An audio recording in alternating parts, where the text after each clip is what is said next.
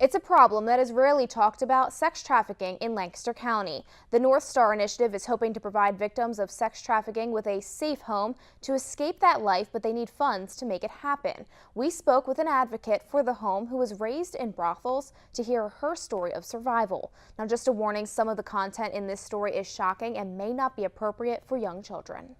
Sold by her mother at the age of 3, Rosemarie Rodriguez knows what it's like to feel scared, alone, and without a choice. I lost count at over 200 men that I had been sold to by the age of 9. Rose is a victim and now a survivor of sex trafficking, but escaping this world was a difficult and mostly untraveled path. You gotta imagine having no money, no nothing, all of a sudden you have all kinds of money. I was 14 by then when this came up to, like the more willing part, on my own and all that. And I got used to the money. I was very angry and I did all kinds of drugs. Rose was able to run away from her master at age 9, but had nowhere to hide, forcing her back into the hands of an owner for years. She was able to escape again in her 20s when she married a man from Ephrata, but her past left her with years of scarring mentally and physically. I've been told that I have tremendous scarring down there. So I would assume maybe even before that. I'm not that clear, but what I do remember is from 3, 4, 5, 6, 7. I remember all that. I woke up on the beach naked. I asked them if there's any signs that I had sex, and they said there's all kinds of sand in there. It could have been 1 to a busload.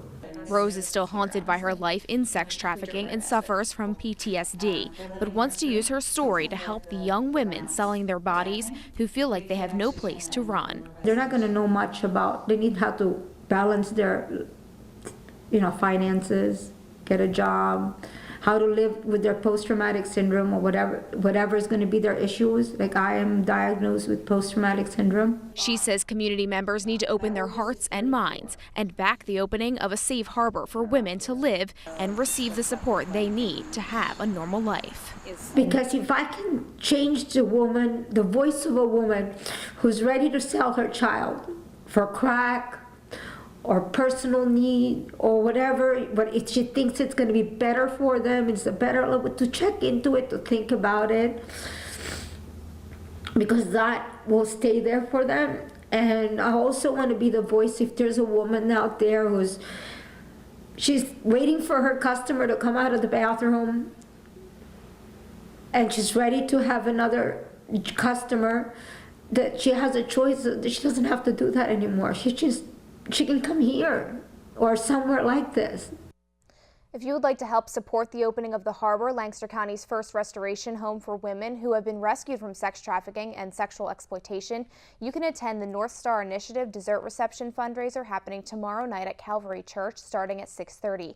You can purchase tickets by going to lightuptheharbor.org. Tickets can also be purchased at the door.